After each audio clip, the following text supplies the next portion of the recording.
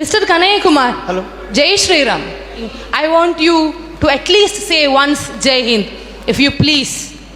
If you please can say Jai Hind once. देखिए, एक तो आपने जय श्री राम कहा है, लेकिन हमारे यहाँ लोग सीताराम बोलते हैं। हाँ.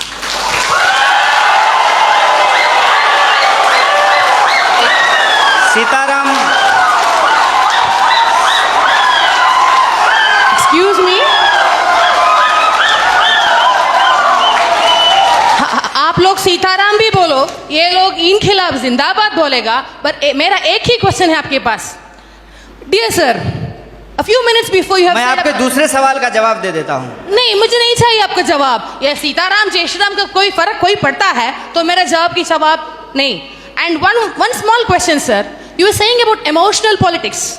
Regarding people thinking emotionally you are strong, so emotionally masses control. Yes, sir, we are emotional people. Why don't you stand for one nation? Why don't you stand for one student power? Why don't you represent one? Why don't you represent one India? Why don't you represent one unity? आपका जो सवाल है कि आप एक का समर्थन क्यों नहीं करते हैं, देखिए बात यह है कि मेरी पैदाइश ही दो लोगों के मिलने से हुई है। मेरे माँ बाप की शादी नहीं होती तो हम पैदा नहीं होते। मेरे माँ और बाप दो लोगों की शादी हुई और ऑब्वियसली शादी होने के बाद जो वो किए होंगे उसके चलते हम पैदा हुए हैं, तो उसमें दो लोग मिले हैं। रही बात कि वन नेशन का क्यों नहीं सपोर्ट करते हैं, तो नेशन तो वन ही है, भारत एक है, इसमें कोई डाउट नहीं है। लेकिन इस एक भारत को रिप्रेजेंट करने वाला जो एक संविधान है उसमें 300 से ज़्यादा आर्टिकल हैं, मोर देन 300 आर्टिकल्स हैं उस एक कॉन्स्टिट्यूशन में।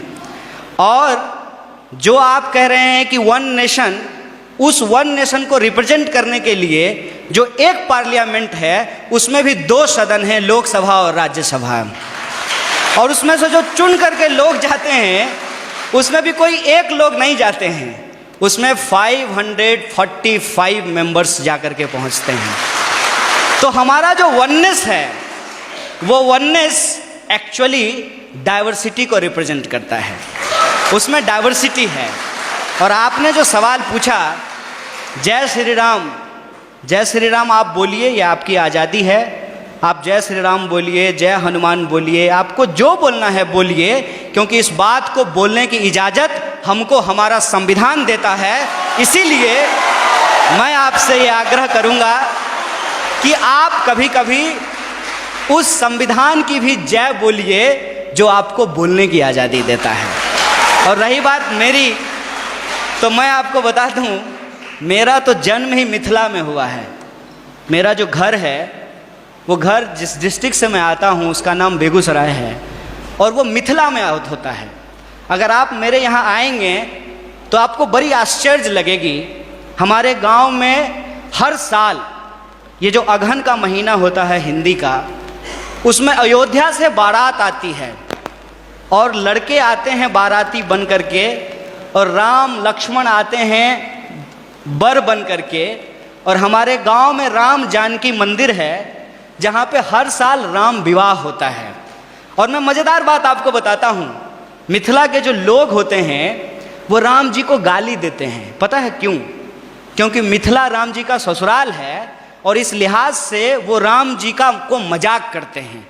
हमारी संस्कृति में जब शादी ब्याह होता है तो जो बारात आती है तो बारातियों को सारातियों के द्वारा गालियां सुनाई जाती है, उनको गालियां दिया जाता है।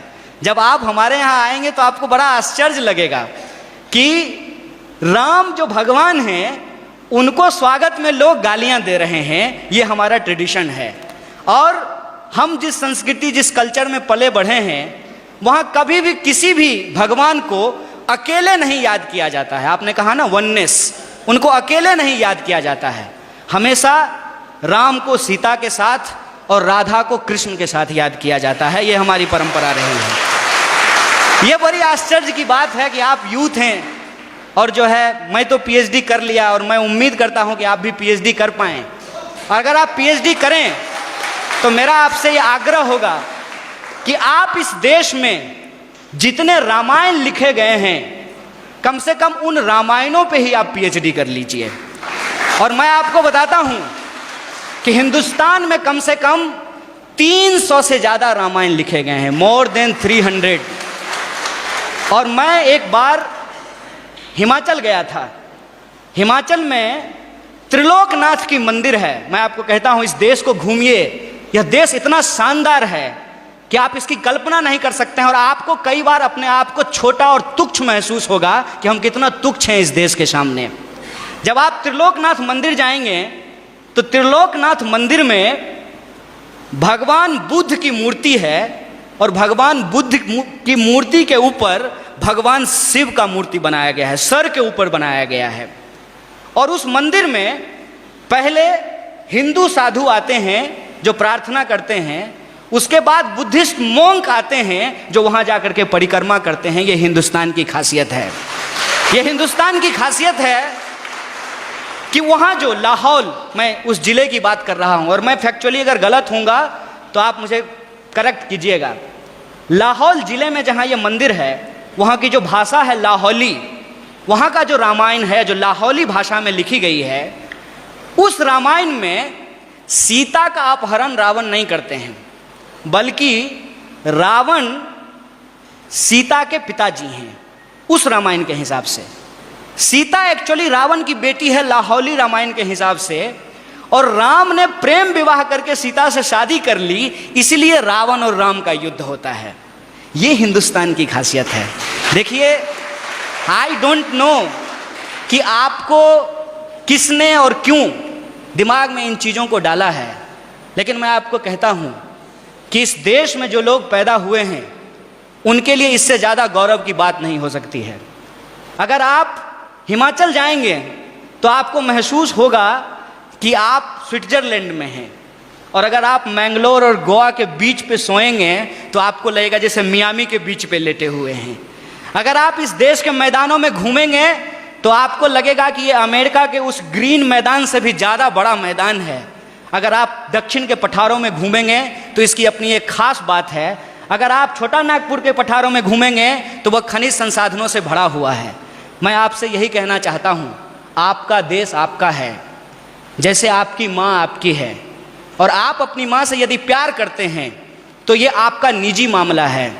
लेकिन जब आप रोड पे चल रहे हों, कोई आए कोई भी रंग का झंडा लेकर के और कोई भी नारा लगा करके, चाहे वो इनकलाब जिंदाबाद बोले या जय श्री राम बोले, वो नारा लगा करके, वो झंडा दिखा करके आपसे कहे कि तुम अपनी माँ से प्यार करते हो, जरा करके दिखाओ, तो आपका क्या जवाब होगा? यह देश हमारा है, इस देश से हम प्यार करते हैं, और हमारे लिए, इस बात को याद कीजिएगा, हमारे